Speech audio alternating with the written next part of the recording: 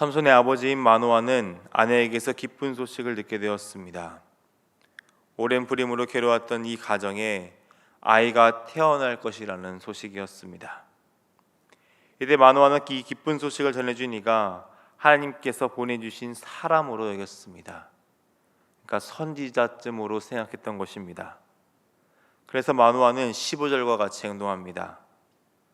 마노아가 여호와의 사자에게 말하되 구하옵나니 당신은 우리에게 머물러서 우리가 당신을 위하여 염소 새끼 하나를 준비하게 하소서 하니, 감사의 마음을 담아 대접을 하려고 합니다.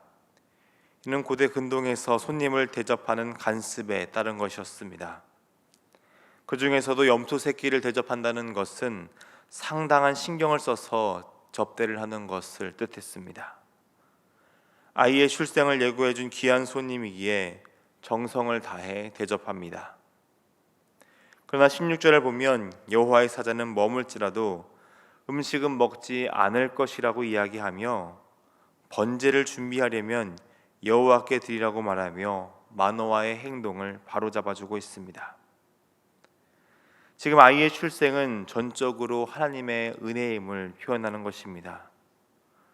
오랜 불임으로 포기하고 있던 이 부부에게 기적과 같은 아이의 출생은 오직 하나님께서만 가능하신 일임을 알려주는 것입니다. 그러나 마노아는 여전히 이가 여호와의 사자인 줄 알지 못하고 있습니다. 그저 선지자로 여기고 있죠. 이것은 이 시대가 그만큼 영적으로 어두웠던 시기임을 보여주는 상징입니다. 음식을 먹지 않겠다는 여호와의 사자의 반응을 그저 음식 대접을 사양하는 것 정도로 가볍게 넘깁니다. 하나님께 드리는 번제물에 합당한 동물이었던 염소 새끼를 대접한다는 말에 번제를 언급했는데도 왜 번제를 언급했는지 이해하지 못합니다. 이 역시 사양의 표현으로 이해한 듯합니다. 마노아는 대접을 사양하는 것처럼 느끼며 여호와의 사자에게 17절과 같이 행동합니다. 마노아가 또 여호와의 사자에게 말하되 당신의 이름이 무엇이니이까 당신의 말씀이 이루어질 때에 우리가 당신을 존귀히 여기리이다 하니, 마노아는 이름을 여쭤봅니다. 그래야 말씀이 이루어졌을 때 감사를 표할 수 있다고 말합니다. 그런데 여기서 마노아의 표현을 보면 이루어질 때라고 표현합니다. 확실치 않다는 것입니다. 비록 기쁜 소식을 전해주었지만 이 말에 대한 확신이 없었던 것입니다. 오늘 본문의 앞선 12절에서도 마노아는 이 말이 이루어지기를 원한다라고 표현합니다. 하나님께서 약속의 말씀을 주셨는데 마노아에게는 확신이 없었습니다. 이런 마노아의 반응에 여호와의 사자는 18절의 말씀으로 꾸짖으십니다. 여호와의 사자가 그에게 이르되 어찌하여 내 이름을 묻느냐, 내 이름은 기묘자라 하니라. 왜 이름을 묻느냐라고 하시는 것은 지금까지의 모든 대화에서 아무것도 깨닫지 못했냐라는 것입니다. 그러면서 여호와의 사자는 자신을 기묘자라고 표현하십니다. 이해를 초월한 놀라운 자라는 뜻입니다. 하나님의 역사는 우리 인간의 이해를 초월합니다. 다 헤아릴 수 없는 놀랍고 오묘한 일을 행하시는 하나님을 상징하는 표현이 바로 기묘자입니다. 지금 불임으로 아기를 가질 수 없었던 이 부부가 하나님의 이 이적으로 말미암아 아이를 갖게 됩니다. 또한 이 아이를 통해 하나님의 구원의 역사가 이스라엘 가운데 이루어집니다. 그러니까 이 모든 것을 하시는 분은 오직 하나님밖에 없음을 이름을 통해서 밝히고 계신 것입니다. 이렇게까지 말씀해 주시는데 여전히 마노아는 지금 자신이 누구와 대화하고 있는지 모릅니다.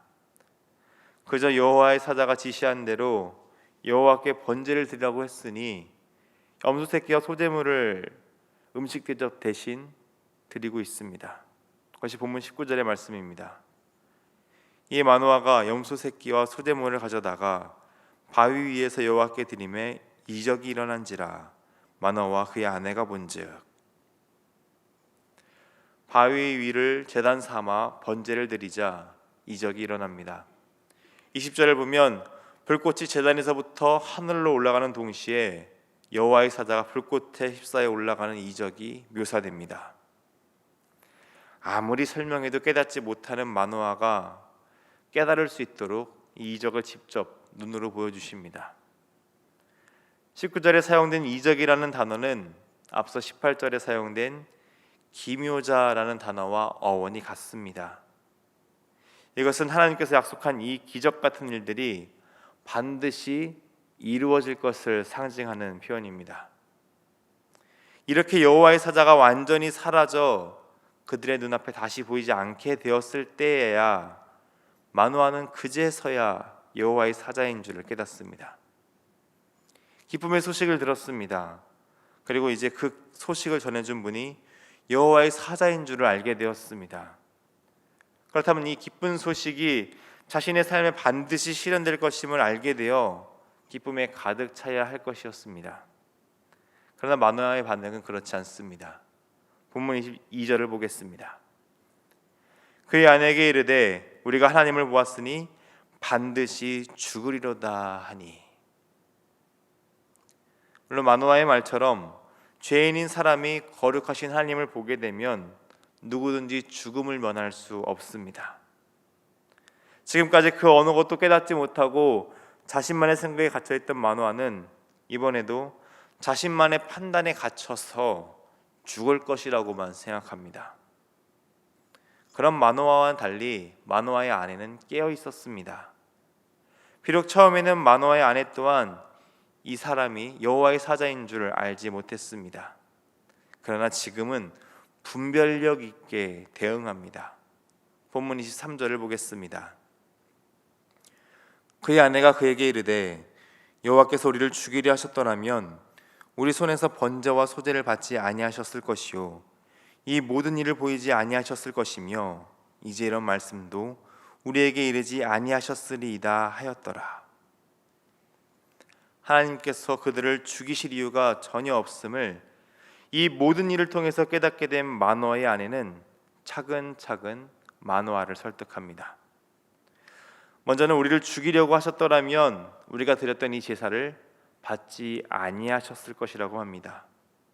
그리고 이 모든 일 또한 우리에게 보여주지 아니하셨을 것이라고 말하죠. 그리고 애초에 우리에게 아이가 태어날 것이라는 말씀조차 이를 필요가 없다는 것입니다. 영적으로 얻었던 그 시대에서 마노아의 아내는 하나님의 뜻을 이렇게 분별할 줄 아는 여인이었습니다. 하나님의 약속과 같이 마노아의 가정은 큰 기쁨을 경험합니다. 아들이 태어나죠.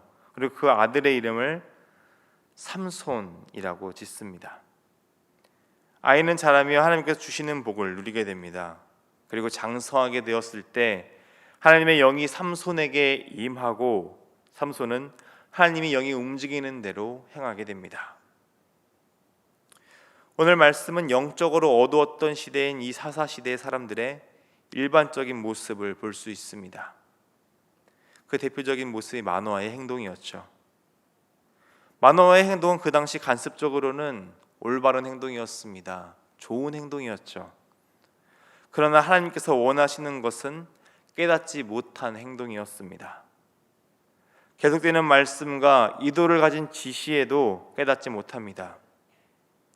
영적으로 둔해져 있다면 이렇게 하나님의 말씀이 임하고 하나님의 인도하심이 있는데도 깨닫지 못하게 됩니다.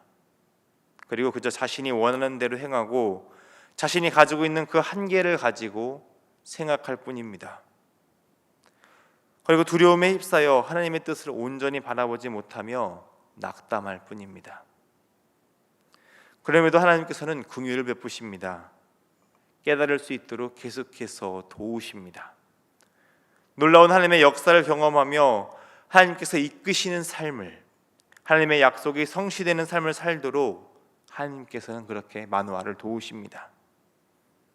마노아의 아내 역시 영적으로 어두운 시대를 살아가며 그녀의 마음 또한 둔감해져 있었습니다.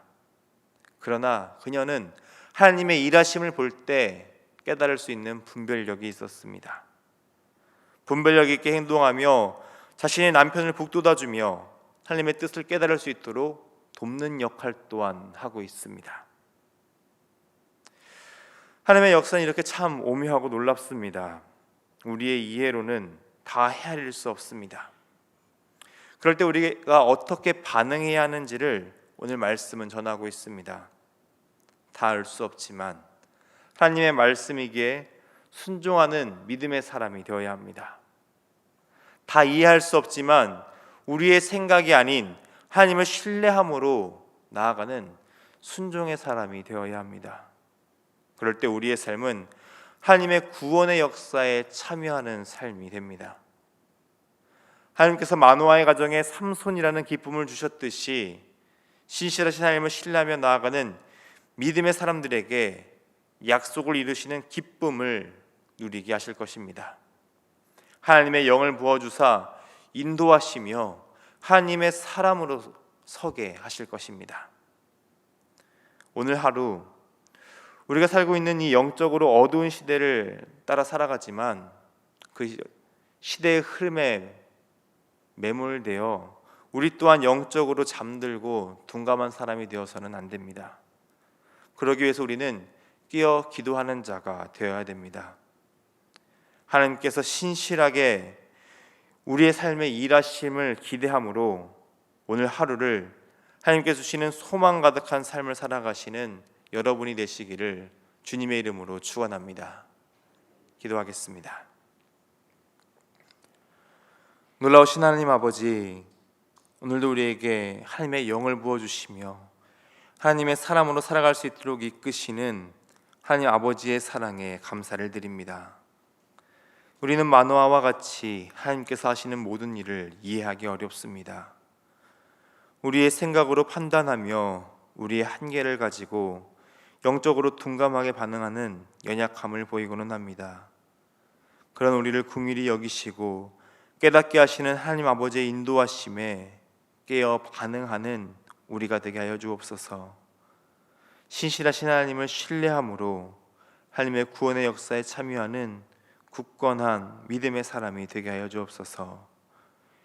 이 새벽 기도로 나아갈 때에 성령 하나님께서 우리 가운데 찾아오셔서 오늘 우리가 나아갈 길을 깨닫게 하여 주시고 오늘 하나님께서 이끄시는 그 소망의 길을 걸어갈 수 있는 은혜를 누리게 하여 주옵소서.